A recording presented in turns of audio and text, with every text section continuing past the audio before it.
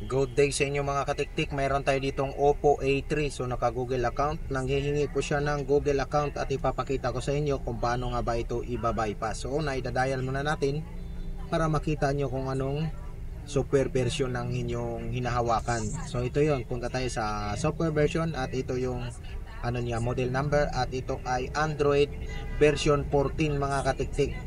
So yun lang, pinapakita ko lang sa inyo yung dinadial na yung asterisk, sign number 899, sign number. So yun mga katiktik, ito yung tricks natin. So tinatry natin dito i-on ang talkback, ngunit ang sinasabi niya mga katiktik is not available mga katiktik yung accessibility assistant. So pag i-draw natin yung inverted letter L, Assistant, Google Assistant is not available during setup ang sinasabi mga katiktik. So ang gagawin natin dito, dahil hindi available yung talkback, kailangan natin syempre i-turn off na lang ang talkback niya mga katiktik. At kailangan natin dito na meron tayong tools na gagamitin o software. So yan. So tinatry ko pang pumasok dito mga katiktik, baka sakaling makapasok tayo sa browser niya. So yun, hindi tayo pinalad, walang lumalabas na sign mga katiktik na maka-enter tayo sa browser. Kaya ang tanging paraan nito is kailangan natin ng tools na tinatawag na unlock tool. So susubukan pa rin natin dito mga katiktik, baka kayanin ng ng via SIM card na may password. So ito yung mga tinatry natin bago natin mapunta sa ibang process. So antayin natin na mag-pop up ang passcode o pin code na ginawa. So yung SIM card na ginagamit natin dyan is yung may pin code mga katiktik. So sa una kong mga vlog, mayroon tayong tutorial nyan kung paano maglagay ng pin code sa SIM card. So try natin yung dial mga katiktik dito sa apps, baka sakaling mag-pop up yung maps. So negative pa rin mga katiktik, negative.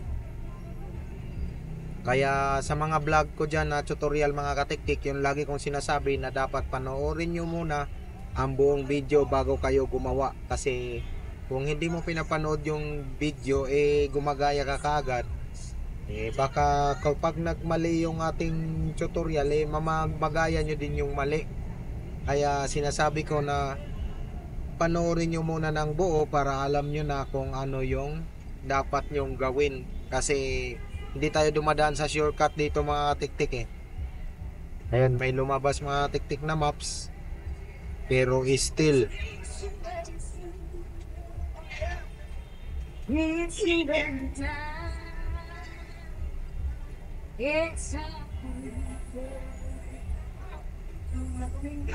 wala pa rin mga tiktik, ayaw pa rin niya mga tiktik.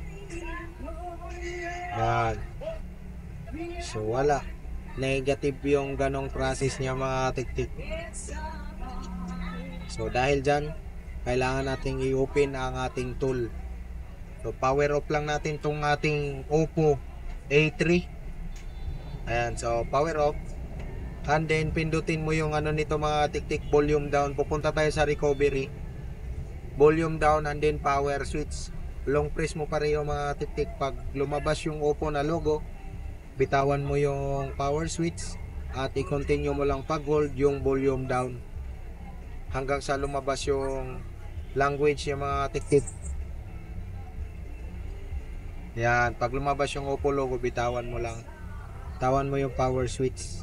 So yung kamay ko dyan, di na yan nakapindot sa power switch mga tiktik. Volume down na lang ang nakapindot yan, long press. So antayin natin. Kahit na pag lumabas yung Oppo na logo mga tiktik, kahit 5 seconds pwede mo na bitawan lahat, pati yung volume down. Magbilang ka lang ng 5 seconds, kusa na po yan. So select mo yung English at isaksak natin tong cable na galing sa ating PC or laptop at itap mo tong version 1.2, at kapag lumabas to, ibig sabihin connected yan mga katiktik. So pupunta lang tayo dito sa ating unlock tool, piliin mo yung Oppo. At syempre i-type mo yung model number kanina mga tiktik na nakita natin doon sa pag-dial natin ng 899, and then click mo yung erase FRP. Tapos pag na-click mo na yan mga katiktik, pindutin mo na yon dito sa ating phone yung okay. Yan ito, nakita mo okay. So kusang mamatay yung ating phone at mag-detect na yan sa ating unlock tool. At hintayin na lang natin ng ilang seconds at ma-erase na po ang kanyang Google account or FRP. So ganun lang ang isang technique niya o isang way mga katiktik para ma-bypass o ma-erase yung ating Google account. Babalik na po ito sa pinakadating mga tiktikayan.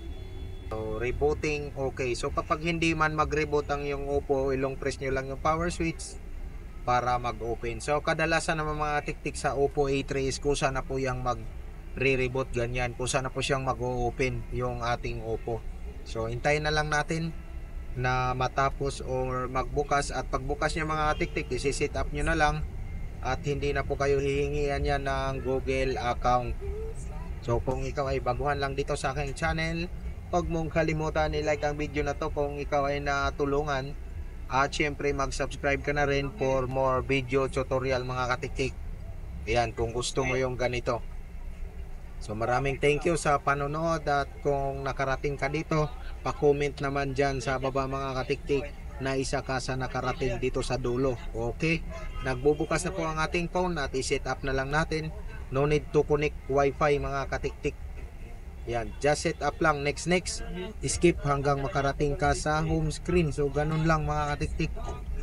Ayan, so piliin mo lang yung ano natin, Pilipinas.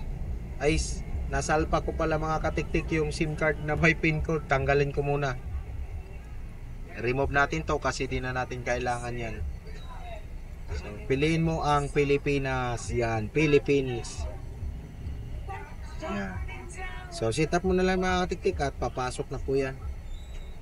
Kapag kayo ay mas maganda kasi ito panoorin mga katiktik kung may monitor kayo na malaki, kasi kitang kita nyo yan. Pero pag sa cellphone, kaya namang pagtsagaan mga katiktik. Pero advisable ko talaga doon sa mga monitor, PC or sa TV, pwede nyo ito mapanood para mas malinaw yung pagka ano niya mga katiktik, kung saan yung pinipindot at kung ano yung dinadial.